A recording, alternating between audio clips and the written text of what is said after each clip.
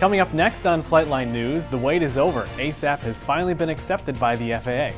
And discounts for flight training have been announced.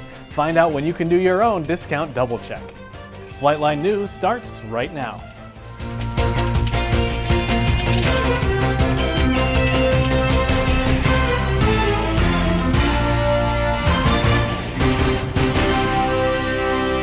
Hello and welcome to Flightline News. I'm Bob Thomas. The Aviation Safety Action Program, or ASAP, has finally arrived at Embry-Riddle's Daytona Beach campus. After a long process, Ken Burns signed the ASAP Memorandum of Understanding with the FAA, making ERAU the second flight training institution in the world to be a part of the ASAP program. The ASAP program is an FAA initiative to enhance aviation safety through the prevention of accidents and incidents by encouraging voluntary reporting of safety issues and events that occur in the aviation world. By participating in the ASAP program, those who submit reports which get accepted into the program will be protected from certificate action as long as the event was unintentional. The ASAP program will help to increase the relationship and communication we have with our local FAA FSDO. Basically, ASAP is no different than what we've been doing. Our safety reporting system and culture is very, very strong. We receive 40 to 50 safety reports every month, which is great. But now with ASAP in place, the FAA will be involved, and in case of any sort of pilot deviation or mistake that has happened, our instructor pilots and our students operating within our curriculum will be protected from any certificate action. So it's a safety net for our instructors and students as well. The Event Review Committee, or ERC, will meet at least once a month to go over ASAP reports. The members include, for the instructors, Tim Billen, for management, Joey Maxwell, and for the FAA, Larry Enlow. Justin Johnson will act as a non-voting facilitator of the meeting. We don't anticipate there being any more delay as we take in safety reports now with the current safety reporting system. Myself and our TSLs offer feedback to the instructor or student that filed the report as quickly as we can, and we'll continue to do so, but maintain a backlog of reports that will be presented at the ERC. So feedback should not slow, and we work every day to try to increase the frequency of feedback that we offer. Every month I will provide a final report of the findings and the recommendations offered by the ERC, and also every quarter we'll be presenting a final report to the FAA, and so we can track what safety initiatives we've put in place and how many recommendations that we've followed in order to increase safety at Embry-Riddle. Runway incursions are on the rise around the country, and more than 150 reports of runway incursions have happened already in the southeast region of the United States. Since 2001, there have been 15 runway incursions on runway 7 right. Recently, the FAA has begun publishing a list of hotspots. One of these hotspots is here at the Daytona Beach Airport at the intersection of runway 7 right and taxiway Whiskey.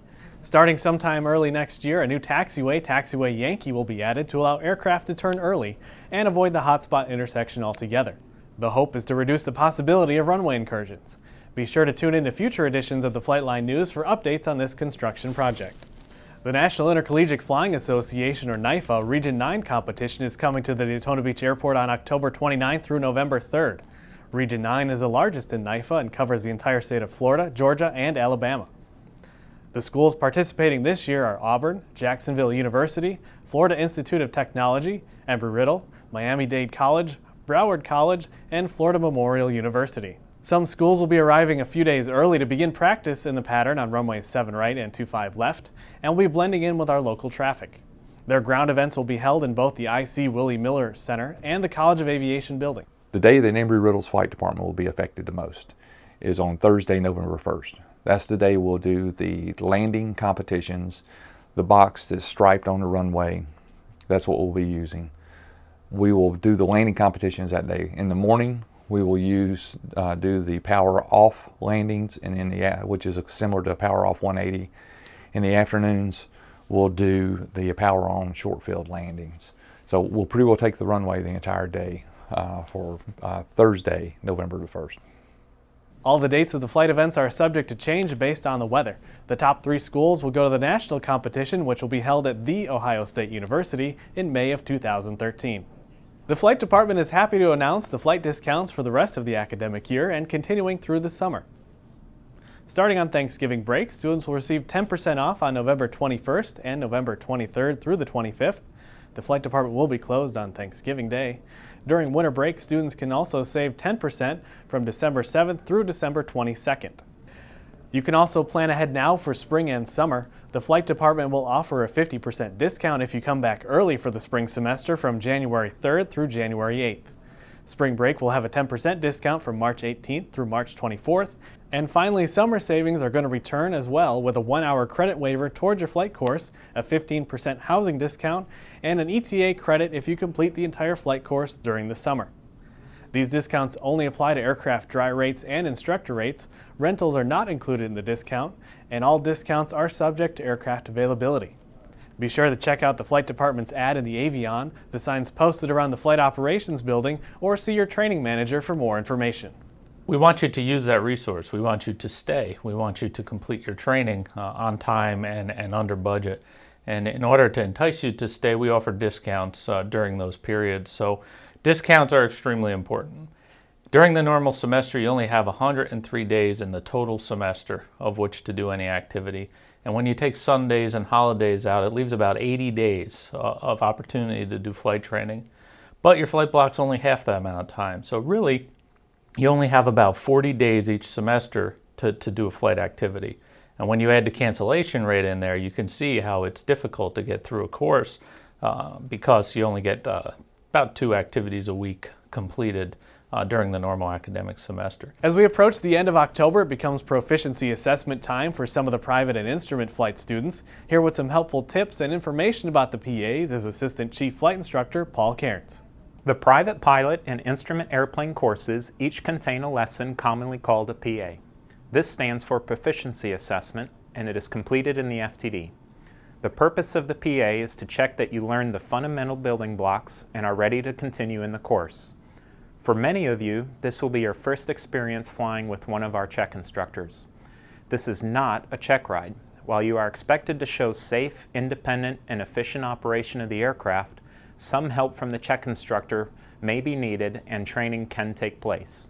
In fact, the check instructor will sit up front with you in the FTD for this very purpose. Be prepared to demonstrate the 4 fundamentals, slow flight and stalls, a traffic pattern entry, and a normal takeoff and landing. Your instructor will help you prepare for this important first step towards your certificate or rating. The Flightline Assimilation Program, or FLAP, was created to help new students adapt to life as a flight student. Here with a message about the FLAP Mentorship Program is Mentorship Director Brett Busky.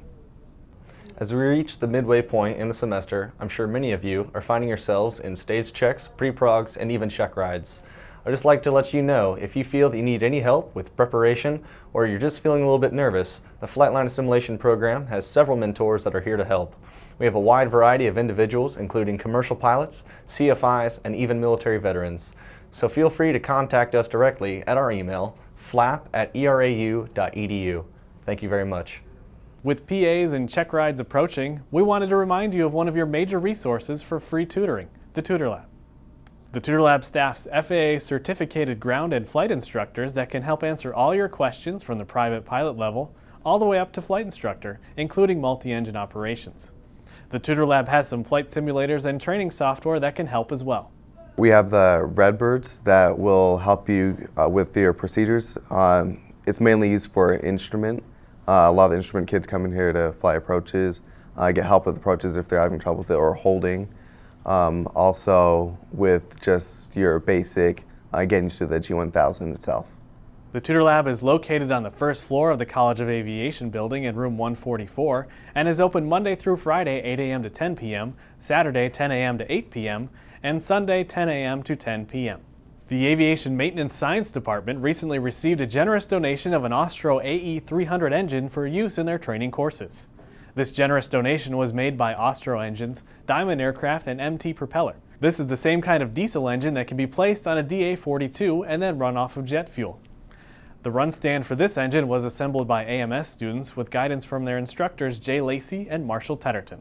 So this engine is going to be used in the basic engines course to cover diesel engine technology. It's also going to be used in our line maintenance course for troubleshooting. One of the unique things about the engine is, since it's computer controlled, the software for the engine is capable of allowing the instructors to put faults into it, which then the students can troubleshoot. We also happen to be the only school in the United States that has one of these operational engines as part of a training program. And now it's time for this week's Chief Corner with Chief Flight Instructor Ivan Grau. Hi, I'd like to congratulate Gina Smoller for becoming the latest Instructor of the Month award recipient. She has done a fantastic job, so congratulations, Gina. Next, I'd like to let everybody know that the ramp underneath Charlie 1 space have been fixed, so there should be no more standing water over there, so proper pre-flight procedures could be conducted now. Next, I would like to talk to you guys about the cooler weather approaching. With cooler weather, most people tend to open their windows and enjoy some fresh air. We have to be careful with that and that we obey by the noise abatement procedures since people could hear the airplane noises a lot more now. The second thing about the cooler weather is that we're going to be using jackets, and with that we need to make sure that the ramp badge is on the outside of the jacket. And the last thing I'd like to remind you guys is checklist usage. We need to make sure that we use a checklist on all phases of flight, and that includes pre-flight. Both students and instructors should be using the checklist for a thorough pre-flight to make sure and ensure that nothing is forgotten. Thank you. Next time on Flightline News, find out some information about the Industry Advisory Council and how their feedback is important to you. And we'll give you the results of the NIFA Regional Competition being hosted by Embry-Riddle. A reminder that spring 2013 flight registration begins on October 29th for students with priority registration. Flight advisement and registration will be completed in the balcony of the second floor of the Flight Operations Building from 8:30 a.m. to 11 a.m. and from 2 p.m. to 4 p.m. All students must visit the flight department during their scheduled times to register. Here's the full flight registration schedule, which is based on your current class standing. Priority registration from October 29th through October 30th. Seniors October 31st. Juniors November 1st through the 2nd. Sophomores November 5th and 6th. Freshmen November 7th through 9th. If you'd like to send us your comments or suggestions for future stories, send us an email at specialvfr@erau.edu. That concludes this episode of the Flightline News. I'm Bob Thomas. Thanks for watching.